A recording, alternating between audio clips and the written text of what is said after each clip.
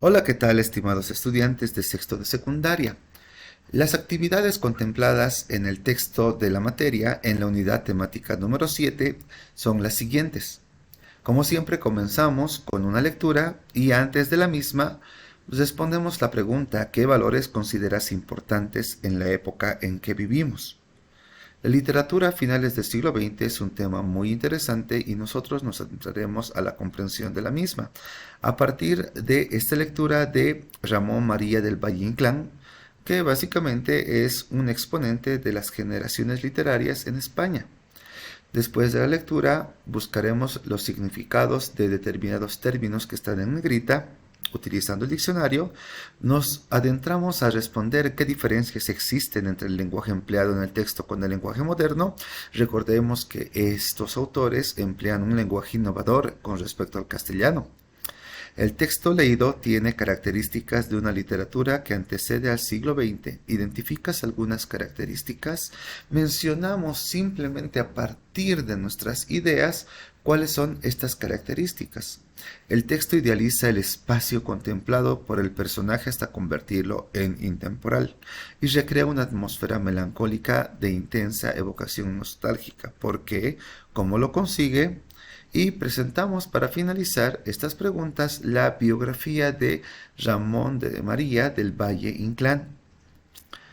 Revisamos ya en la parte de teoría la literatura a finales del siglo XX en relación a la generación del 98 y vamos a rescatar algunos autores buscando sus bibliografías en la web o en libros. Y tenemos como los máximos representantes a Miguel de Unamuno,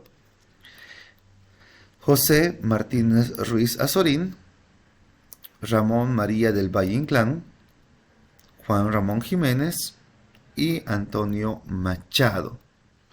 Investigaremos en la web y a partir de ello nosotros podremos tener un acercamiento a dichos personajes que fueron muy célebres escritores de la generación del 98. Pasando a la generación del 27, nosotros veremos sus rasgos generacionales, el estilo y los autores más relevantes a partir de la investigación.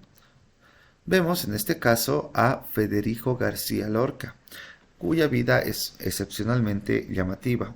Buscamos datos sobre este muy entrañable autor y vamos realizando así las siguientes actividades del texto, donde habrá una comparación entre soledades y canciones que llegan a ser diferentes poesías de las generaciones que hablamos. Hemos hablado de la indefensión del hombre contemporáneo, que se recluye a sí mismo y se enfrenta a su mundo interior. Comenta este aspecto del poema de Machado. Responderemos las simbologías que se manejan dentro de estas dos poesías y haremos una crítica a ambas generaciones. Siguiendo con la teoría, tenemos el marco histórico y literario desde 1900 a 1999, dividiendo las etapas por diferentes decenios. Igual tenemos un acercamiento a la literatura de los derechos y valores de la humanidad y los textos relacionados con derechos humanos, donde nosotros haremos un mapa mental sobre esta temática.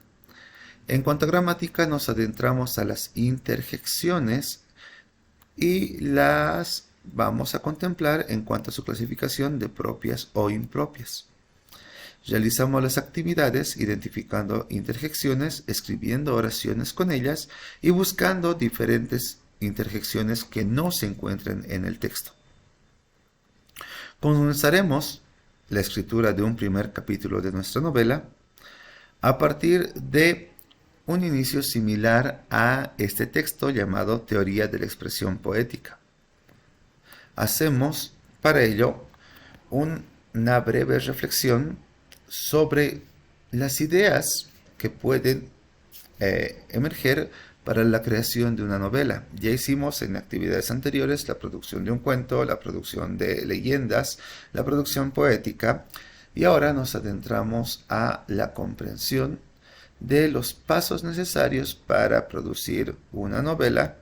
No tenemos que hacerla completa, simplemente ponemos un pequeño título y cómo nos gustaría que sea el inicio de nuestra producción literaria. Y con estas